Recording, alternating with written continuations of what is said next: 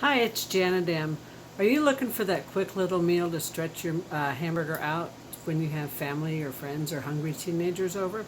I've got just the thing for you. We used to make this growing up. It's called bean burgers, okay? It sounds crazy, but it's true, and almost everybody I know likes it, especially kids and hungry people. Okay, so here's our ingredients. We're going to start off. I've already started cooking. Let me just aim down a little bit, maybe get a little closer if I can. Okay, I'm already cooking up my hamburger. I'm going to show you my ingredients and then I'm going to hit pause. We're cooking up some hamburger. I've altered the recipe a bit since I was a kid. I'm adding my favorite minced onion. You can chop up a real onion if you've got it. You can use condensed Campbell's bean and bacon soup. I don't have that on hand, so I'm going to use their chunky, hearty bacon and bean soup. I'm going to add some chili powder, salt and pepper, of course, and ketchup. Whatever you have on hand works, okay? So, and garlic, minced garlic. I'll be right back. Okay, my hamburger's cooked. Pretty much, it's diced up. Could be a little bit smaller, but as I continue to cook it, and add ingredients, I will continue to chop it up. You can use, if you're using the cast iron skillet, I highly recommend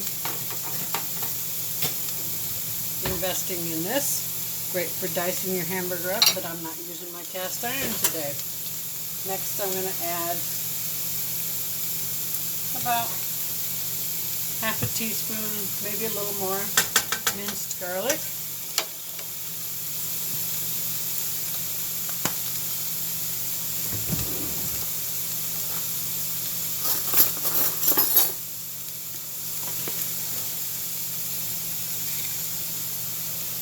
A good shake, which is about a teaspoon of dried onion flakes. There's my chili powder. I like these a little bit spicy, so I'm going to cover it with chili powder pretty good. If you put your spices in at the beginning of a dish, they blend in and they mellow out. If you put them in at the end of a dish, they're going to be more potent, okay? I'm putting this in at the beginning. See, I covered that really nicely. Now I'm going to add my bean soup. This is going to be just a little runnier. I'm going to have to let it cook out a little bit, okay? Because I didn't use a condensed bean soup. But that's okay, it will cook out, and the onions will absorb some of that liquid too. Besides, we're adding more liquid to it. Now, if you really need to stretch your meal, you could add more beans to it. I've added kidney beans to this before. I've added white navy beans to it before. It just depends on how much I need to stretch my meal out, okay? And the kids really do get over the idea that there's carrots in it by the time it's all said and done. They're not going to notice the carrots. If you're worried about them noticing the carrots, just chop them up with your spoon or your spatula, okay? There's not enough carrots in it to make a big difference. That's also the reason I normally would use condensed, okay? Now, if you're using 1 pound of hamburger and 1 can of condensed store brand or Campbell's soup or bean soup, you're going to use it 1 cup of ketchup and about a teaspoon of chili powder, okay? And then onion to flavor. I would say about a teaspoon of your chopped dried onion flakes. Now, because I didn't use a condensed soup, I used the chunky soup.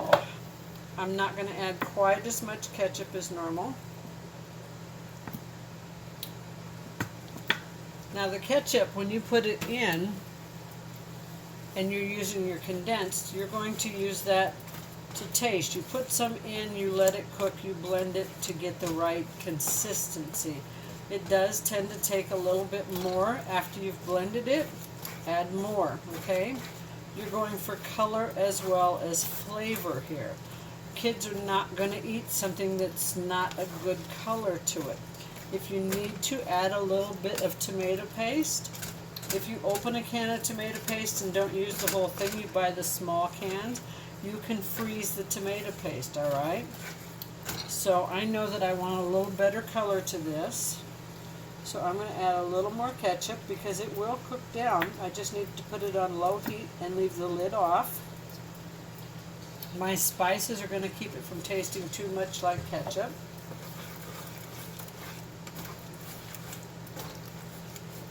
So this meal, start to finish, after you cook your hamburger, that's going to take maybe 5 or 6 minutes.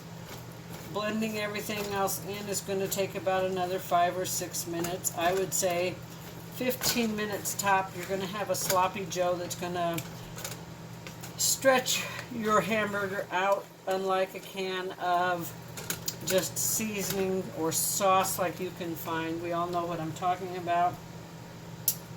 Needs a little more chili powder.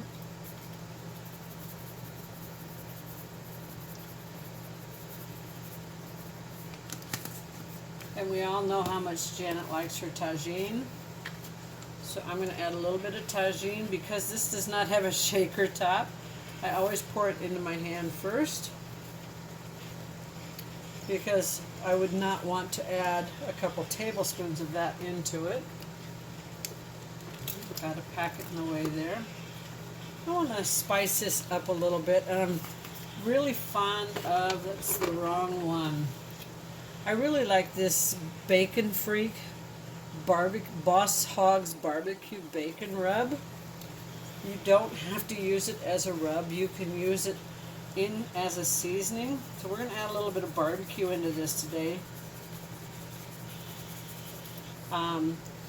If you didn't have that, you can buy that online. Absolutely excellent products. You could use your McCormick Grill Masters Barbecue. Okay, so you're going to keep stirring this as it cooks down so it doesn't stick. You want it to cook down, thicken up. I've got my stove over medium low. My stove goes from low to high, number 2 to 8, so I've got it at about a 2.5. You have to know your stove. If you don't know your stove, put it on a medium low and pay attention. I know my stove, I know my pan, I know I can walk away from this for a few minutes. I'm going to let it simmer for a couple minutes and come back to it. I'm going to hit pause while I do. Maybe.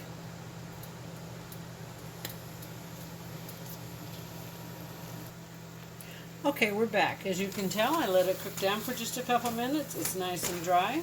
Ready to be served on the original hamburger bun with some beautiful flavored potato chips, as you can tell. It tastes really good when you dip them in it. This is not going to soak through your bun. See, your bun is beautiful here. Some people like them with cheese. I like them just plain. This is great for filling meal for kids and teenagers. Adults seem to like it too. It's great. You can put this in a crock pot, serve this at football parties. Highly recommend it. Serves great on that sidebar for you. There we go. It's all covered. All nice. Stove's off. Ready to serve it on my finest china, I tell you. Seriously, it's an easy meal. I absolutely adore serving it to family and friends who like a quick fix part of my football barbecue. So, this is Janet M. I hope you enjoyed this. Don't forget to look for this and other great tips coming soon. And don't forget to go to my website, janetmchugh.com. You'll see the link below where you can sign up to receive this and other great recipes on my free ebook. All you have to do is go there and sign up for the email list, and you'll receive this and other great money-saving recipes that are going to save your budget, save your wallet, and save your family some money. So have a blessed night. Thank you so much. Bye.